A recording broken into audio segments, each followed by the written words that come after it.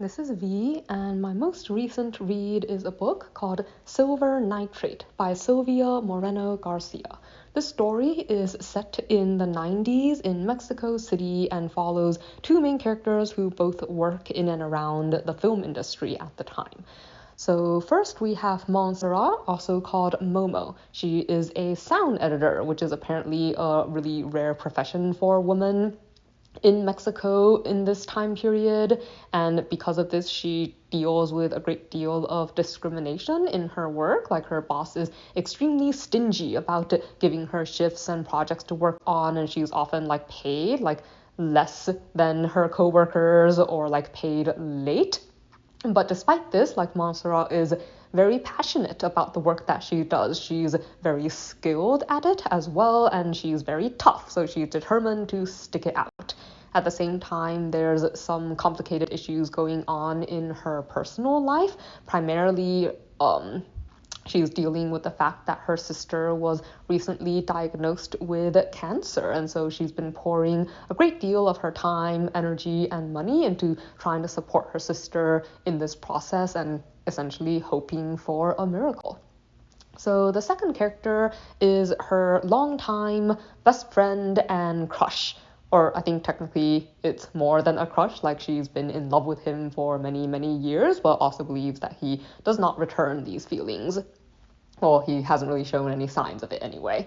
And his constant stream of girlfriends kind of gets on her nerves because he, always seems to bounce back to her and doesn't necessarily, kind of takes her for granted, I guess, and the things that she does for him. But they are very good friends, and they are still very close. So his name is Tristan, and he used to be a really popular soap opera star. At one point he was becoming extremely in demand, but his career was derailed by a major scandal, where he was in a car accident with his co-star and girlfriend at the time.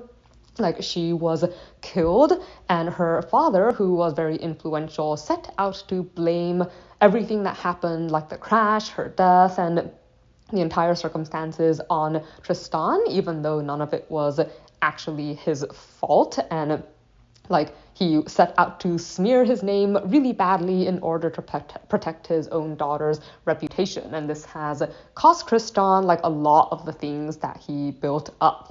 He still gets some voiceover work, dubbing shows and so on, but in general, acting roles and stuff have become very few and far between. He's kind of struggling in his career, even though he's, a pretty good actor and still kind of wants to persist in this profession. So he has recently broken up with his most recent girlfriend and moved into a new apartment as a result, and he's really excited to discover that one of his new neighbors is actually a former director of horror films. And so Montserrat is a huge horror film fan, and this director was responsible for several movies that she really liked, and there's a lot of mystery around one of his last horror films, which was never completed, called Beyond the Yellow Door. And so they strike up a friendship with this old man who's also really lonely, and he begins to share with them some stories about his career when he was younger, and he tells them that he believes the reason his career ended was that he was never able to finish that last horror film. He tells them that the person he was working on that movie with had roots as a Nazi cultist or something, that he left Germany before the end of the war and came to Mexico and believed in magic and recruited all these people to help him with spell casting and things like that. And this movie was supposed to be some type of major spell to bring people good luck. And so he convinces them that, since the end of his career and the bad luck that followed all the people involved in the movie must be because this movie was not finished. If they help him with finishing it, maybe it will set everything right. And because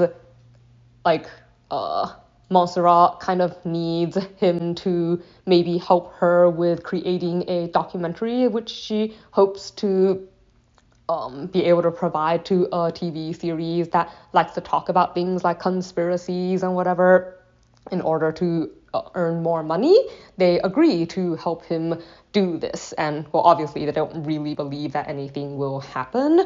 But after they perform this, or not perform, well, it's technically performing a ceremony, I guess, but essentially it's filming like the last scene and matching the audios with the visuals that he kept from all those years ago. Things start to get very weird. Like they do all seem to experience a wave of good luck, but it's accompanied by a lot of slightly creepy things. Like Montserrat starts to notice that there seems to be somebody that she can't see following her around. Tristan is getting visions of his dead girlfriend, and at one point Montserrat actually gets a call from the director where he's like super terrified that he's going to die.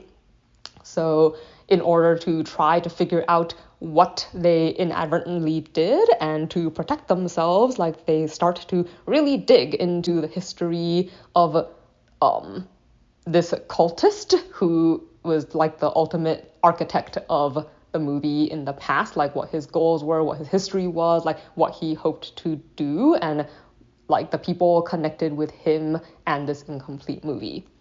And in this process, they also learn quite a lot about the, I guess, occult and supernatural scene in Mexico and meet like actual sorcerers and stuff like that. So yeah, let's see. Something that I liked. I think this was probably, I've read quite a few stories based on, people filming some type of horror movie and things going wrong, and this was definitely one of the better ones. Like, I like how it didn't go straight into like the movie thing, and how the filming of the movie itself was actually really just a minor component of the larger story. And let's see. Also, Elena will typically ask me, like, when I read stories like this, is it scary? And the answer is no. Like, I don't think it's scary. Like, some of it could have been creepy, like the scenes where Tristan sees his dead girlfriend, like things like that, I think could have been done in a creepy way. But, this story does kind of cross over the boundary between, there's this line between when you're expecting things, like the mystery of it, I guess, and then you have where people can actually cast spells and are summoning things that I would consider like hellhounds to attack people with. Like, once you cross that boundary, things are no longer creepy. So as you can probably tell from that, this story does actually contain more than a hint of magic. Like, the magic in this book is very real, and the sorcerers and stuff that they meet are very real. Something I did not like. I think there were a lot of loose ends that I would have liked to see tied up. I mean, nothing super important, I guess, but just things that I would wonder about. Like, well, it's a little hard to explain, I guess, without going into too much detail, but like, people who got pulled into the, crazy cultists, like the actions they were taking, like the people that they hurt, I kind of wonder about that, people who might have gotten killed, like, did the police investigate? Like, what were some of the repercussions of this, like, beyond the personal effects on the main characters? Like, I kind of wanted to just see a bit more of the story, but it's already a pretty long story, so I can see kind of why it didn't necessarily go into that detail.